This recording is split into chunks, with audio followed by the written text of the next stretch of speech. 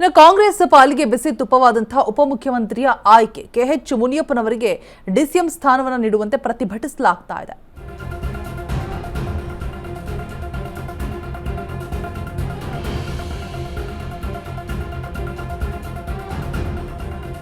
ಕಾಂಗ್ರೆಸ್ ಪಾಲಿಗೆ ಬಿಸಿ ತುಪ್ಪವಾದಂತಹ ಉಪಮುಖ್ಯಮಂತ್ರಿಯ ಆಯ್ಕೆ ಕರ್ನಾಟಕ ಮಾದರ ಮಹಾಸಭಾ ಶಿವಮೊಗ್ಗ ಘಟಕದಿಂದ ಪ್ರೊಟೆಸ್ಟ್ ಮಾಡಲಾಗ್ತಾ ಇದೆ. ಶಿವಮೊಗ್ಗದ ಶಿವಪ್ಪನಾಯಕ ವೃತ್ತದಲ್ಲಿ ಮುನಿಯಪ್ಪ ಬೆಂಬಲಿಗರು ಧರಣಿಯನ್ನ ಮಾಡ್ತಾ ಇರುವಂತದ್ದು. 7 ಬಾರಿ ಸಂಸದರಾಗಿ ಕೆಎಚ್ ಮುನಿಯಪ್ಪ ಆಯ್ಕೆಯಾಗಿದ್ದಾರೆ. ಡಿಸಿಎಂ ಮಾಡಿ ಕೆಎಚ್ ಮುನಿಯಪ್ಪ ಪರ ಘೋಷಣೆ ಕೂಗಿದಂತಹ ಪ್ರತಿಭಟನಾಕಾರರು.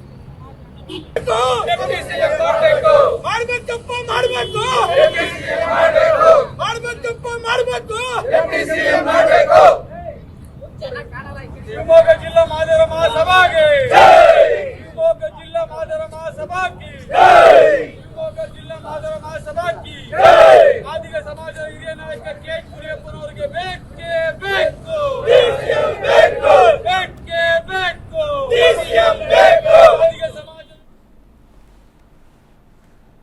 ಜಿಲ್ಲಾ ಮಾದಾರ ಮಹಾಸಭಾ ಶಿವಮೊಗ್ಗ ಜಿಲ್ಲಾ ವತಿಯಿಂದ ಕೆಎಚ್ ಮುನಿಯಪ್ಪನವರಿಗೆ ಕರ್ನಾಟಕ ಸರ್ಕಾರದಲ್ಲಿ ಡಿಪ್ಟಿ ಸಿಎಂ ಕೊಡಬೇಕು ಅಂತೇಳಿ ನಮ್ಮ ಸಮಾಜದಿಂದ ಎಲ್ಲ ಸಮಾಜದ ಪ್ರಮುಖರುಗಳು ಸೇರಿಕೊಂಡು ಸರ್ಕಾರಕ್ಕೆ ಒತ್ತಾಯ ಇರ್ತಾ ಇದ್ದೀವಿ. ಕೆಎಚ್ ಮುನಿಯಪ್ಪ ಸಾಹೇಬರು MP ಆಗಿ 7 ಸರಿ ಸಂಸದರಾಗಿ ಕಾರ್ಯನಿರ್ವಹಿಸಿದ್ದಾರೆ. ಸೆಂಟ್ರಲ್ ಮಿನಿಸ್ಟರ್ ಕೂಡ ಆಗಿದ್ದಾರೆ.